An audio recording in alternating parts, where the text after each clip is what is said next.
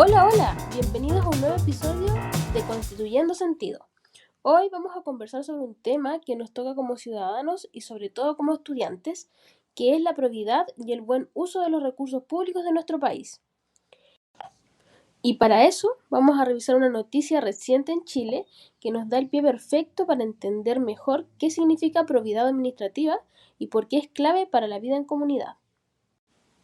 Así que pónganse cómodos, acompáñennos en esta conversación y vamos juntos a descubrir cómo lo que pasa en la noticia se conecta con nuestra vida diaria y con lo que estudiamos en nuestra universidad. Bueno, hoy nos acompaña la prestigiosa abogada Clara Transparencia, quien nos ayudará a entender un caso reciente en Chile que pone en tensión principios básicos como legalidad, probidad y responsabilidad administrativa. Hola Francisca, la verdad es que sí.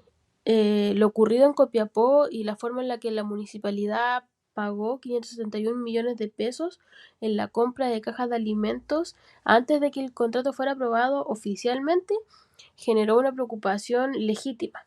La Contraloría Regional de Atacama instruyó un proceso invalidatorio y además un proceso sumario para investigar las irregularidades detectadas en esta compra. Antes de que sigamos analizando el caso, ¿te parece si pasamos a presentar los hechos tal y como se reportaron para luego definir las normas y los principios jurídicos que se encuentran aquí involucrados? Noticia de la semana. Alerta administrativa en Copiapó. La municipalidad licitó la compra de 4.000 cajas de alimentos para adultos mayores vulnerables. Pero el proceso rompió toda legalidad. Originalmente era una compra puntual, y de forma encubierta se amplió a una entrega mensual hasta 2025. Esta modificación esencial nunca fue comunicada en las bases. Lo más grave, antes de que el contrato estuviera aprobado formalmente, se emitieron órdenes de compra. La municipalidad pagó 571 millones de pesos sin respaldo contractual. La Contraloría ha reaccionado con fuerza, ordenó invalidar la adjudicación y abrió un sumario administrativo para determinar responsabilidades. Por ahora, la entrega de las cajas de alimentos ha quedado suspendida. Qué buen análisis. Pero debemos agregar que también se detectaron otros cuestionamientos, como la falta de plazos adecuados cuando se modificaron condiciones, la ausencia de garantías de fiel cumplimiento para montos superiores al límite que se exigía, también riesgos de desigualdad de trato entre los oferentes y además no es solo ese contrato, sino que la Contraloría abrió otra investigación relacionada al programa Verano Azul y al uso de recursos de personal de confianza de la municipalidad. De hecho, medios reportan que los sumarios y la investigación alcanzan varias áreas del municipio, no solo la aquí mencionada. Wow, la verdad es que es un caso súper complejo, pero como ya tenemos claros los hechos, ¿te parece si pasamos al análisis jurídico? Por ejemplo, ¿qué normativa rige este panorama y cuáles serían los principios que que se han vulnerado por parte de la municipalidad? Bueno, primero debemos entender que la Constitución garantiza que toda actuación pública debe ajustarse sí o sí al derecho. La probidad y la transparencia son valores constitucionales que están implícitos en esta Carta Fundamental. Luego, la Ley 18.575, que se llama Bases Generales de la Administración del Estado, contiene deberes de los funcionarios, es decir, que estos deben actuar con legalidad, con eficiencia, transparencia y sobre todo con responsabilidad.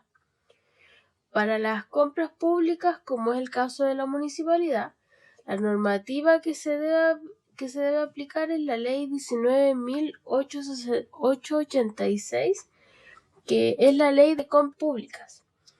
Bueno, esta ley exige que las contrataciones se ajusten estrictamente a estas bases administrativas, que además las modificaciones esenciales que se hagan se deben informar, que También, bueno, exige también que haya igualdad entre oferentes y que se exijan garantías cuando el monto lo amerite, etcétera, entre otros requerimientos de la ley. La Contraloría funciona en este caso como un órgano fiscalizador de cumplimiento de legalidad administrativa. Es decir, que sus dictámenes van a ser vinculantes porque estos permiten invalidar ciertos actos que no se ajusten al derecho.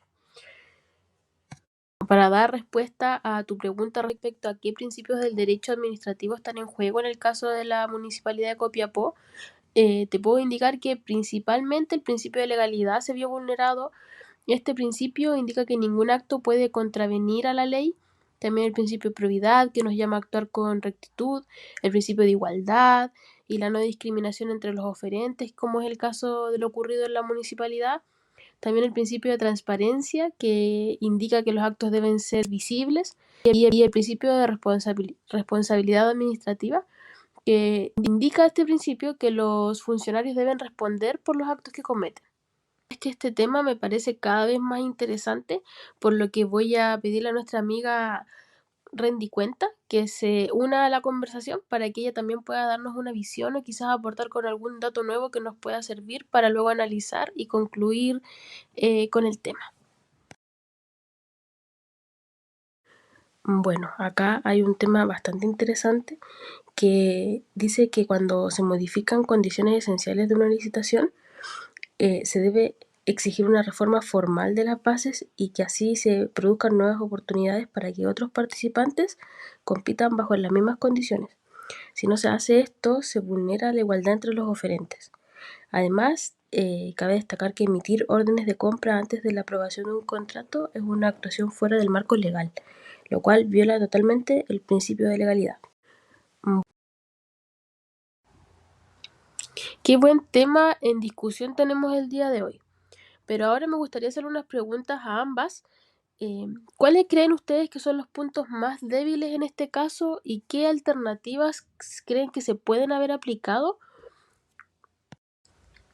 Bueno, para mí uno de los puntos más débiles en este caso es la gestión interna municipal, porque muchos municipios carecen de capacidad técnica suficiente para poder diseñar buenos procesos de licitación, por lo que siempre tienden a dejarse llevar por urgencias o presiones políticas. Y esto facilita, obviamente, que se cometan errores o abusos. Además, creo también que la supervisión es débil y muchas veces la Contraloría interviene después del daño, después de que se comete el daño. Si se fortalecieran los controles internos anticipados, es decir, antes de que se cometan estos daños a la población, se podrían evitar estos errores.